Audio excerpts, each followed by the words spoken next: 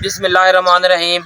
میں غلام محمد ادر بات کر رہا ہوں اور آپ ہمارا یوٹیوب چینل دیکھ رہے ہیں نہیں رہے ہیں اور فیس بک پیج دیکھ رہے ہیں نہیں رہے ہیں۔ دوستو آج ہم آپ سے بات کریں گے جو پاکستان اور انڈیا کا جو کلیش بنا ہوا ہے اس کے متعلق۔ جنگ کے سائے جو ہیں وہ اس خطے پر منڈلا رہے ہیں۔ میرا موضوع تھوڑا سا ہٹ کے ہے۔ میں اس چیز کو سوچتا ہوں کہ یہ آج پاکستان اور انڈیا کو آزاد ہوئے تقریباً کوئی 78 سال ہو چکے ہیں اور ان 78 ایک صدی ہونے کو آئی ہے۔ 78 سالوں میں ہم نے کچھ بھی نہیں سیکھا۔ اگر ہمارا کیا مسئلہ ہے، ہمارے درمیان جب برصغیر کی تقسیم ہوئی تو انڈیا اور پاکستان کے درمیان ایک کشمیر جو ہے ایشو بن گیا۔ وہاں کی لیڈرشپ بھی اور یہاں کی لیڈرشپ بھی اس کشمیر کے ایشو کو حل نہیں کر سکی۔ جو چیز یہ ہے کہ اگر ہم دیکھیں کہ جو مودی صاحب ہیں ان کا جو ایک سسٹم ہے وہ ہے چانکیہ کتلیہ کے پیروکار، جس کا جو نظریہ یہی تھا کہ اپنے پڑوسیوں کو کھا جاؤ، اپنے پڑوسیوں کو ختم کرو اور پوری دنیا پر حکمرانی کر لو۔ لیکن یہ اس طریقے سے ہوگا نہیں۔ نہ انڈیا پاکستان کو کھا سکتا ہے، نہ پاکستان انڈیا کو ہڑپ کر سکتا ہے۔ یورپ نے کوئی 100 سال تک جنگیں لڑی ہیں، آپ ان کی تاریخ اٹھا کر دیکھ لیں۔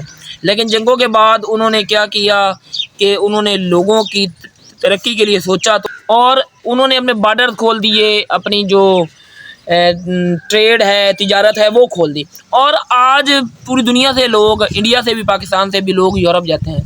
انڈین جو شہری ہیں وہ بھی گلف ریجن میں، ملیشیا میں مزدوریاں کرنے پر مجبور ہیں اور ہم بھی مزدوریاں کرنے پر مجبور ہیں۔ ان لوگوں نے اپنے شہریوں کی بہتری کے لیے کام کیا۔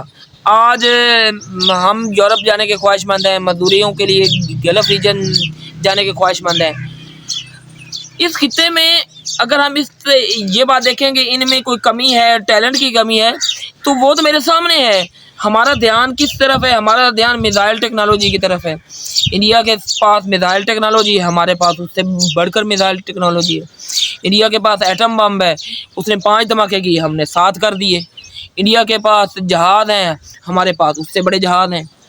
اگر انڈیا اور مودی صاحب، میری یہ ویڈیو انڈیا میں بھی دیکھی جاتی ہے، میں دیکھتا ہوں کہ میرے ویورز وہاں پہ ہیں، میں آپ سے بھی، انڈین دوستوں سے بھی سوال کرنا چاہتا ہوں کہ کیا وجہ ہے کہ ہم لوگوں نے ساری توجہ اسی پر مرکوز کر دی ہے؟ ہمارے پاس ایٹم بم ہو، ہمارے پاس میزائل ہو، ہم نے اپنے لوگوں کی بہتری پر توجہ نہیں دی۔ یہ آپ کی جو گورنمنٹ ہے اس نے ہر دوسرے تیسرے سال ایک شوشہ بنایا ہوا ہوتا ہے، ایک مسئلہ بنایا ہوا ہوتا ہے اور آپ ہم سے بھڑ جاتے ہیں آگے۔ کیا آپ سمجھتے ہیں کہ پاکستان کوئی چھوٹا سا ملک ہے جو آپ کو جواب نہیں دے سکے گا؟ آپ ایک بم ماریں گے، وہ آگے سے 10 بم ماریں گے۔ نقصان کس کا ہوگا؟ نقصان عام عوام کا ہوگا، دونوں ملکوں کا ہوگا۔ آپ کا جو روپیہ آپ کی صحت پہ لگنا چاہیے، آپ کی تعلیم پہ لگنا چاہیے، وہ جنگ کی نظر ہو جائے گا۔ آپ نے جنگ زدہ معاشروں کو دیکھا نہیں ہے؟ آپ جا کے دیکھیں یوکرائن میں کیا حال ہے، غزہ میں کیا حال ہو رہا ہے۔ یورپ کا آج سے 50-60 سال پہلے 2 جنگیں عظیم جو یورپ میں لڑی گئی ہیں، یورپ کا کیا حال ہوا تھا۔ یہ موبائل میں نے اپنے ہاتھ میں رکھا ہوا ہے، میرے پاس ایک یہ موبائل ہے، ایک یہ موبائل ہے۔ یہ دونوں موبائل جو مینوفیکچر ہوتے ہیں، یہ نہ پاکستان میں مینوفیکچر ہوتے ہیں نہ انڈیا میں مینوفیکچر ہوتے ہیں۔ یہ کہاں ہوتے ہیں؟ چائنا میں ہوتے ہیں، یورپ میں مینوفیکچر ہوتے ہیں۔ ٹیکنالوجی جیسے بڑی بڑی کمپنیاں ہیں، امیزون ہے، گوگل ہے، فیس بک ہے، ٹویٹر ہے، ٹیسلا کمپنی ہے، جو آج کل وہ انرجی کے دوسرے ذرائع پر کام کر رہے ہیں کہ پیٹرول کی ضرورت ہی ختم ہو جائے گی، انرجی کے اوپر کاروں کو شفٹ کر رہے ہیں۔ بڑی بڑی گاڑیاں بنانے والی کمپنی، ٹویوٹا، چنگان، کیا، سوزوکی، ہونڈا، کیا پاکستان کی ہے یا انڈیا کی کمپنی ہے؟ پاکستان سے باہر کی ہے۔ تو یہاں پر کون سی کمی ہے؟ یہ لوگ ایٹم بم بنا سکتے ہیں، میزائل بنا سکتے ہیں، گاڑیاں نہیں بنا سکتے؟ میرا موضوع یہ ہے، میں دوسرے موضوع سے ہٹ کر بات کر رہا ہوں، میرا موضوع یہ ہے کہ لوگوں کی ترقی کے لیے کام کریں۔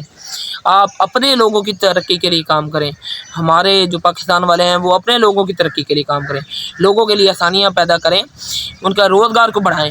دونوں ملک تو غربت سے پس رہے ہیں، آپ کو ہر تیسرے دن یاد آ جاتا ہے جہاز نکال کے جنگیں لڑنا۔ میں پہلے بھی کہہ چکا ہوں، اگر آپ پاکستان پر ایک بم ماریں گے، اگر آگے سے پاکستان آپ کے اوپر 10 بم مارے گا، آپ آپس میں بھڑیں گے، اس کا کسی کو کوئی نقصان نہیں ہوگا، دونوں ملکوں کو نقصان ہوگا۔ تو اس سلسلے میں میری یہی گزارش ہے، دونوں ملکوں کی جو لیڈرشپ ہے، کہاں سے امریکہ آ کے کہے یا سعودی عرب ہمیں آ کے کہے کہ بھئی تحمل کا مظاہرہ کریں، ہمیں خود تحمل کا مظاہرہ کرنا چاہیے، اپنے جو مسائل ہیں ان کو مل بیٹھ کر حل کرنا چاہیے۔ باقی اللہ تعالیٰ ہر کسی کے رزق میں برکت فرمائے، اللہ تعالیٰ دونوں ملکوں کا اپنے حفظ و امان میں رکھے۔ بہت شکریہ۔